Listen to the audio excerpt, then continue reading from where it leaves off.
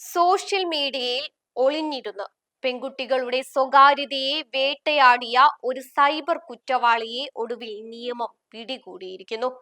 പ്രായം 18 മാത്രം. പക്ഷേ ചെയ്തു കൂട്ടിയ ക്രൂരതകളോ പലർക്കും ജീവിതകാലം മുഴുവൻ നീറുന്ന മുറിവുകൾ.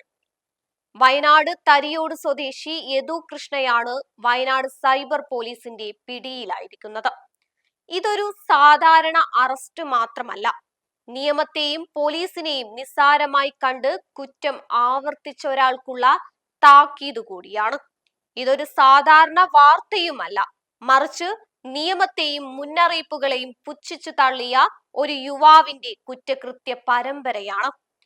2025 ഒക്ടോബറിൽ പെൺകുട്ടികളുടെ ചിത്രങ്ങൾ മോർഫ് ചെയ്ത് പ്രചരിപ്പിച്ചതിനാണ് ഇയാൾ ആദ്യമായി വയനാട് സൈബർ പോലീസിന്റെ പിടിയിലായത്. അന്ന് പ്രായപൂർത്തിയാവാത്തതിനാൽ നിയമം നൽകിയ ഒരവസരം മുതലെടുത്ത് മാതാപിതാക്കളുടെ സാന്നിധ്യത്തിൽ താക്കീത് നൽകി പോലീസ് അവനെ വിട്ടയച്ചു. പക്ഷേ ആ കാരുണ്യം നിയമത്തോടുള്ള വെല്ലുവിളിയായിട്ടാണ് അവൻ കണ്ടത്. അതുകൊണ്ടാവാം നിയമ നടപടികൾ കഴിഞ്ഞ് അധികം വൈകും മുൻപേ 2026 മാർച്ചിൽ കൂടുതൽ ക്രൂരതകളുമായി അവൻ തിരിച്ചെത്തിയത്.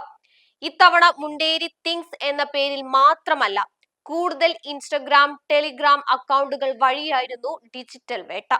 സ്വന്തം അച്ഛന്റെ പേരിലുള്ള ഫോൺ നമ്പർ ഉപയോഗിച്ച് അവൻ നടത്തിയ ഈ കുറ്റകൃത്യങ്ങൾ ഇന്നും സുരക്ഷിതമല്ലാത്ത നമ്മുടെ സോഷ്യൽ മീഡിയ ഇടങ്ങളെക്കുറിച്ചുള്ള വലിയൊരു മുന്നറിയിപ്പാണ്. Cyber crime station inspector CR Rajesh കുമാറിന്റെ നേതൃത്വത്തിൽ നടന്ന കൃത്യമായ നിരീക്ഷണവും അന്വേഷണവുമാണ് ഒടുവിൽ യദു കൃഷ്ണയെ അഴിയെണ്ണാൻ പ്രേരിപ്പിച്ചത്. കോടതിയിൽ ഹാജരാക്കിയ പ്രതിയെ ഇപ്പോൾ റിമാൻഡ് ചെയ്തിരിക്കുകയാണ്. ഡിജിറ്റൽ തെളിവുകൾ സഹിതം പോലീസ് ശക്തമായ കുറ്റപത്രം തയ്യാറാക്കുമ്പോൾ സൈബർ ലോകത്തെ ഇത്തരം അരാജകത്വങ്ങൾക്ക് കടുത്ത ശിക്ഷ തന്നെ ലഭിക്കുമെന്ന പ്രതീക്ഷയിലാണ് ഈ പെൺകുട്ടികൾ. സൈബർ ലോകം നിങ്ങളോടും സംസാരിക്കുന്നു. ജാഗ്രത കൈവിടരുത്.